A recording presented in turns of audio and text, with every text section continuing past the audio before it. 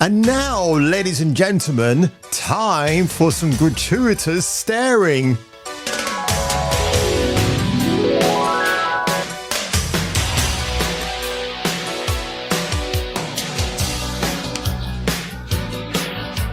And on that one, ladies and gentlemen, welcome to today's video, which is all about Eve from Stellar Blade. My good luck charm. South Korea, I'm coming to visit you very, very soon. I was about to say I'm coming, but that's going to be an entirely different video that'll probably get age restricted. In Advent Children, she has larger eyes and a rounder face, with a remake backlash resulting in some Japanese players to complain that she is long-faced with angular features, going as far to claim that she now looks like a Western man. White chicks. Dr. Taylor. Wait a minute. Are you telling me this isn't Dr. Taylor? Guess I have to cancel my 2 o'clock appointment then. Dubbing some gay art house erotica. This has to be a mistake. They need a doctor or something. They need help. Don't worry. There's better for you. And it's right here. Come here. No, I wanted you for so long. Something's here. Who is this hero? Could this really be it? Jason King on Kung Fu Hot Dog. Came here to motorboat fun bags and kick ass. And he's all out of titties. It's a f***ing video game.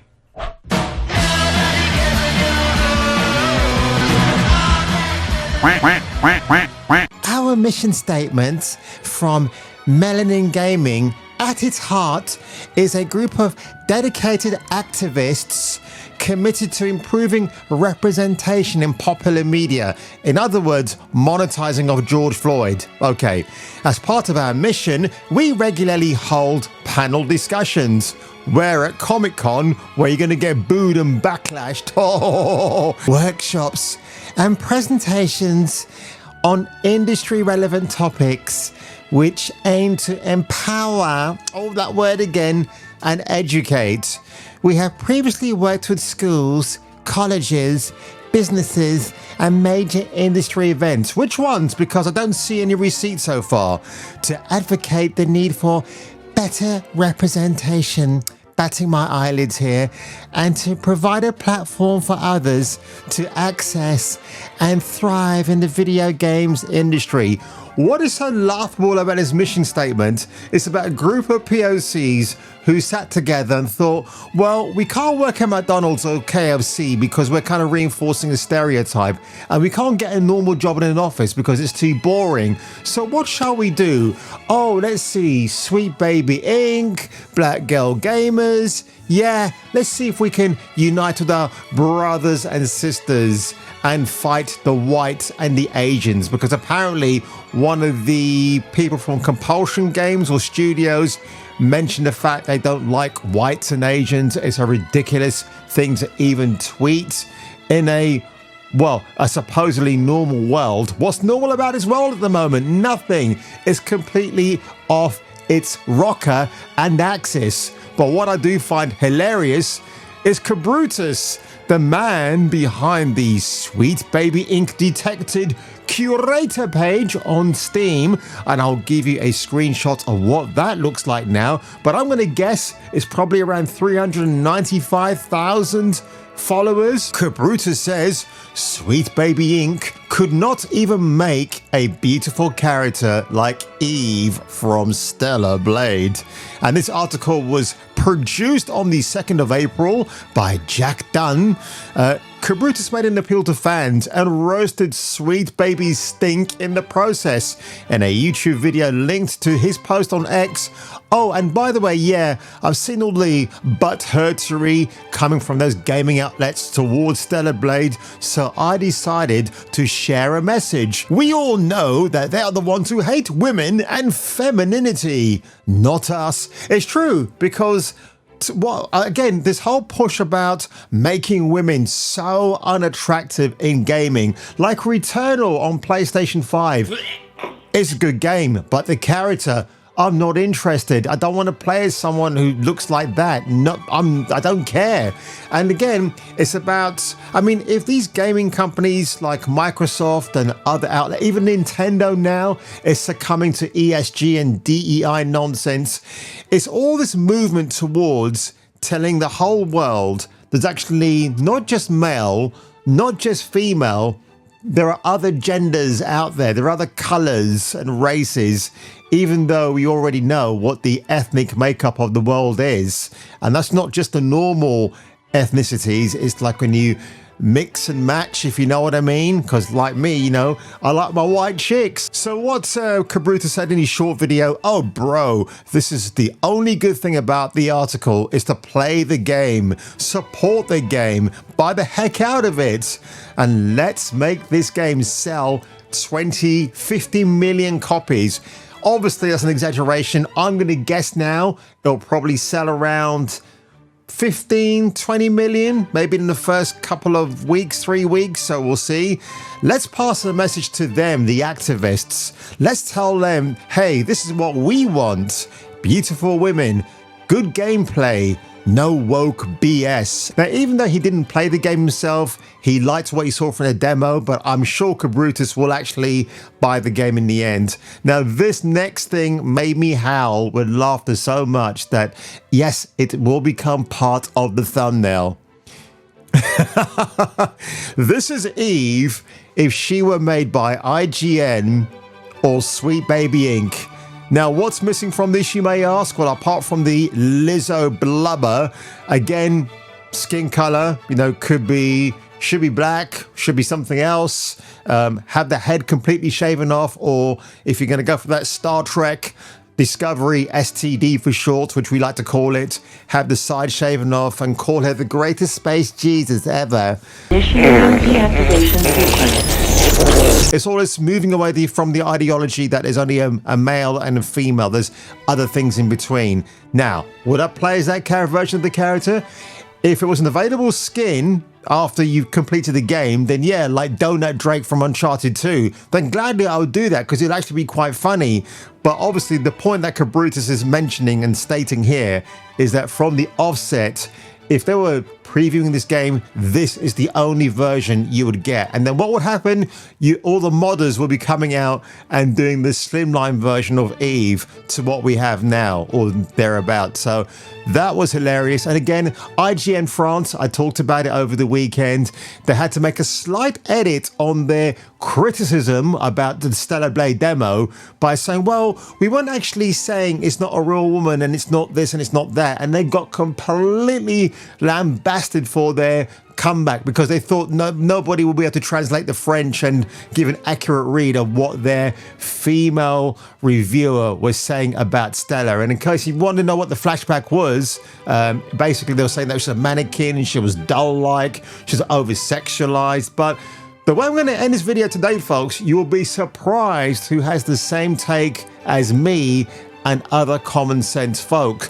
So this was great news. Hunter Next Gen Player on Twitter X, Stellar Blade is the #1 pre-order game on the PlayStation Store. So yes, one of my subscribers has mentioned that he or she were going to be pre-ordering the deluxe digital download, which I'm going to do as well, and then buy the physical copy but keep it sealed, which I think is actually a very good idea. Looking like sales coming in hot. And yep, there she is. She's the #1 pre-order. Fantastic.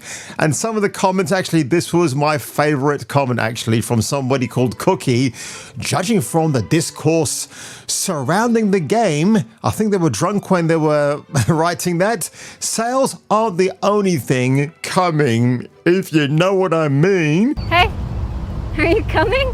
I guess Cookie likes to watch Carry On films like I do. Now, I'll actually address this remark here. Again, are people going to be doing more than playing Stellar Blade? I love titillation. I like adulation. I like any kind of lotion.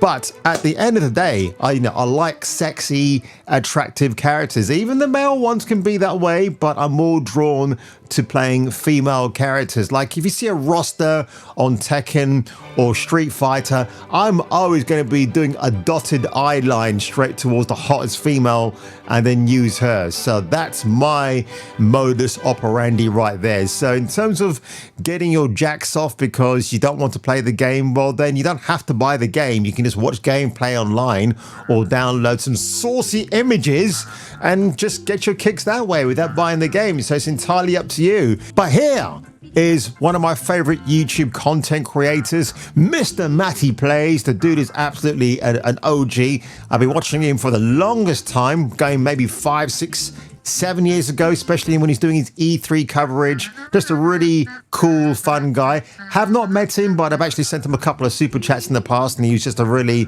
top geezer. I was kind of wondering what his take on Stellar Blade was going to be because he played a demo as well. And here's what Matty had to say. This is the last thing that I think of, especially in these games. Like, it does not compute with me why there is this fixation from so much of the web on how characters appear. And I don't back the idea that we need to start making characters more ugly. I get trying to make life characters. There's a difference between that, but also I'm of the belief that when you're making fictional characters, like, you should make them look epic. And I don't see the difference between someone like Eve, but no one's complained about. I'm a huge fan of Tekken 8. All the dudes are roided up, jacked, completely unrealistic body proportions. Like, it's insane. That's a comparison that I've often seen, actually, especially with the MCU. It's all right for Chris Evans to step out of the chamber looking all roided up, but can you imagine if that was swapped around with Hayley Atwell and she had next to nothing on? Oh, and speaking of the MCU, Julie Garner, who played Anna Delvey from Ozark, she's going to be the female Silver Surfer in the new Fantastic Four movie. Well, if you didn't have Miss Garner in the role and you had an unknown with some big baps on her, I might be inclined to accept that version of Silver Surfer-S.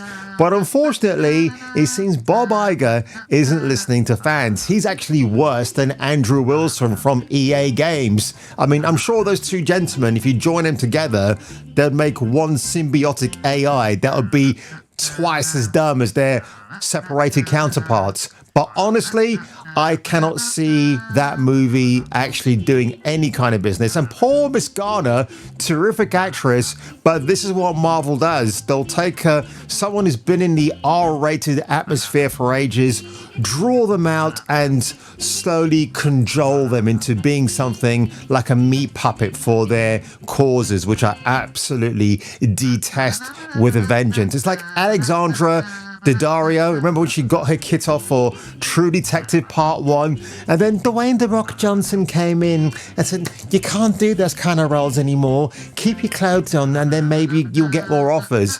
I think there were more offers on the plate for Miss Daddario when we saw those amazing scenes of her and her bobs flying around the place than she's received much later on in her career. And the thing is as well, with the design of Eve, and I'm pretty sure Matty did mention this actually, she's exaggerated like Bayonetta. And you know, when people talk about Nier Automata, people kind of neglect the fact that the game allows you to look up her scantily dressed skirt. And no one complains about that, do they? And I didn't even know that until much recently. I was like, oh, you could do that. And she kind of gets a bit... And even in Resident Evil 4, the original version, when Ashley's climbing up in her little skirt and Leon's trying to get a peek, and it's like, oh, you pervert. So yeah, gamers have a sense of humor. They'll throw these things in because they know you're thinking the same thing as well. It's like Ben Grimm from the Fantastic Four is his doinky made out of rock as well. So yeah, and again, what did the comments say here to Mr. Matty's reaction or thoughts about Stellar Blade? I'm a 60-year-old woman who's never been beautiful. When I step into a game or game world, freaking let me be beautiful. I don't want to play as someone who looks like me. 60-year-old grandma, obviously based as hell, saying that. Well, give her a round of applause. I can't believe how people are making such a big deal about a sexy girl in the video game. That's Monster Man 272. Site.Shelby5391 says, women in games have always been beautiful with fantasy body types because video games are fantasy stories. Same with men in games. They all have six-packs and chiseled jawlines. Same thing in movies. All the actors and actresses, I like this person already, are insanely attractive. That's just what normal people enjoy. Holy shit. I mean, can you give Shelby a round of applause, please? Because that's probably the most based common thing I've seen for ages. But yes, the discourse around Stellar Blade continues. Nobody cares because it's the #1 pre-ordered digital item on the PlayStation Network, and I think that's only a great thing. What I will predict, however, when the game is officially released on the 26th of April this year, I guarantee certain outlets like IGN, maybe GameSpot, and of course Polygon for sure, are suddenly going to do a 360 and just say, yeah, this game is sexist, it's outdated, don't buy because this is a misrepresentation of women. All the pro femmes are going to come out. I even reckon Anita Sarkeesian is going to be sniffing her way through someone else's drawers to find a way to start criticizing Stellar Blade about its overtly sexual design. And before I go, folks, here's a couple of more pictures of the designer behind Stellar Eve, or rather Eve from Stellar Blade, and his beautiful wife. Yeah, I don't think she's got a problem. Maybe in some respects why they didn't actually take Shin Jae-un's face. Well, maybe instead he wanted to use his wife's face as the actual model, which I think is rather romantic. And if I were you, and if you were me, you beautiful, let me just squeeze your cheeks, audience, the best audience ever. I love you people. You're just fantastic. I took the day off from work today because I just couldn't be bothered to go in. I wanted to stay here and make more videos for you. And on that one, if you were me and if I were you and you have a dog named Blue, you might want to catch me on the next video. Okay. You people sit tight, hold the fort, and keep the home fires burning. And if we're not back by dawn, call the president. So, ladies and gentlemen, time for some self-indulgence here. I promise it won't last long, which is what she said to me last night as well. So, a subscriber of mine, now, if you happen to be watching this video, can you alert me to your name so I can pin you as the top comment? Because this individual let me know something about this documentary. Now, I missed out on actually funding this campaign because it was right up my tree and some of my favorite YouTube content creators were asked to take part. So, FPS, first person shooter, the definitive FPS documentary. And actually what you got with this package was really incredible. So be part of gaming history with your name in the credits. Well, it seems, folks, that somebody who was making this documentary kind of went one step further in terms of me. Yes, me. Do you want to know what I'm talking about? Let me just bring the video up and you'll see exactly what it is I am referring to. Well, do you feel lucky? Do you, punk? And that was it. And I've been talking like this now for what, 30 years? Yeah. We could not have picked a better voice actor for Duke with John St. John. He relished the role. To this day, he played it with gritty enthusiasm and just embraced the direction that George Broussard gave him for the character. Oh yeah, I get requests for these lines on social media all the time. But of course I've found a way to monetize it, so now I just send them my Cameo. Jason King is chewing gum and kicking ass on Kung Fu Hot Dog. And guess what? He's all out of ass. That actually happened. Now, that's not me putting my own video clip in between these edits. I promise you, if you've got the documentary, if anybody's seen this, you'll know that's actually not the case. I was absolutely dumbfounded. Out of all the Duke Nukem clips on YouTube, for some reason, I don't know if John St. John told them about me. It might have been, but for some reason they used that specific clip. That was my birthday last year, and they used that in this documentary or the year before. So I'm flabbergasted. I'm it's nuts. I wasn't reached out, and I'm glad they put me in there. It's hilarious. But I will say one other thing, folks. Since my channel has been gaining a lot of eyes and thighs in the process, I've been reached out by some other people to partake in certain projects. I cannot say anything at the moment, all NDAs, and I don't want to say anything and then jeopardize what work is going on right now. But if it all comes to fruition, obviously you'll get to know a lot more than I wish I could share at the moment. But it's nice to know, and a golden rule here about, well, there's quite a few golden rules about YouTube. Never tell your family, never tell your friends, which is true, because I've learned the hard way that if you tell either of those parties, it never ends up very well for you. But luckily, I've still got some friends outside of a certain circle who still watch my stuff. They like the way I've evolved. They're probably a bit aghast and shocked by what I talk about now, but hey, that's me, and I like to be raw and unfiltered as much as possible and still remain on this great platform called YouTube. But the other rule I have is you never know who's actually watching you.